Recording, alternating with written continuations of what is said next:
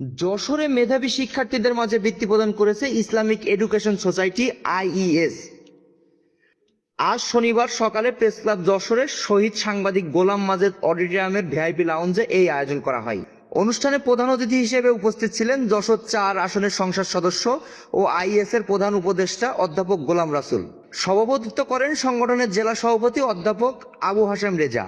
প্রধান অতিথির বক্তব্যে অধ্যাপক গোলাম রাসূল বলেন, আমরা সব থেকে মানুষের মধ্যে দেশ যারা পরিচালনা করছে তাদের মধ্যে যে জিনিসের অভাব আমরা সব থেকে বেশি উপলব্ধি করতে পারছি সেটা হচ্ছে তাদের মধ্যে দেশপ্রেমের অভাব, দেশাত্মবোধের অভাব, মানবিকতার অভাব, নৈতিকতার অভাব। দেশের সর্বত্রই প্রশাসন যন্ত্র সহ সকল জায়গায় আমরা দেখতে পাচ্ছি মানুষের মধ্যে অনৈতিকতা, দুর্নীতি।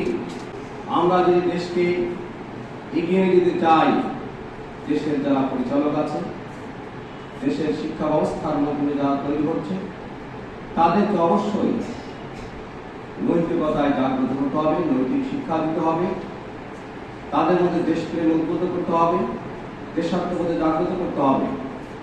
এই জন্য ইসলামিক এডুকেশন সোসাইটি জাতিকে সৎ এবং দক্ষ যোগ্য নেতৃত্ব সাপ্লাই দেওয়ার জন্য যে ব্যবহার পরিকল্পনা নিয়ে জাতির কাছে, দেশের যুব সমাজের কাছে, ছাত্র সমাজের কাছে আরো সুপরিকল্পিত হবে, এগিয়ে যাক এবং তাদের পরিকল্পনা বাস্তবায়ন হোক, এটাই আমরা চাই। অনুষ্ঠানে বিশেষ অতিথি হিসেবে উপস্থিত ছিলেন ঝিনেদা কালীগঞ্জের মাহতাবউদ্দিন সরকারি কলেজের অধ্যক্ষ মাহবুবুর রহমান, যশোর জেলা মাধ্যমিক শিক্ষা অফিসার SM সাইফুল আলম, বাঘারপাড়া উপজেলার একাডেমিক সুপারভাইজার ওয়াহিদুজ্জামান বিশ্বাস, ক্যান্টনমেন্ট কলেজের সাবেক অধ্যক্ষ ফারুক হোসেন, হামিদপুর আল হেরা ডিগ্রি কলেজের সাবেক অধ্যক্ষ মফিজুল ইসলাম, রাজশাহী আব্দুস সামাদ মেমোরিয়াল স্কুলের প্রধান শিক্ষক মিজানুর রহমান।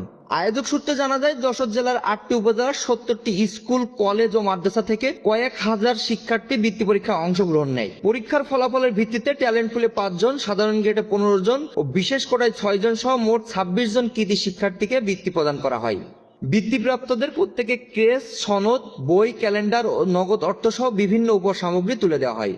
অনুষ্ঠানের সঞ্চালনা করেন সলুয়া আদর্শ কলেজের অধ্যাপক শাহাবুদ্দিন বিশ্বাস।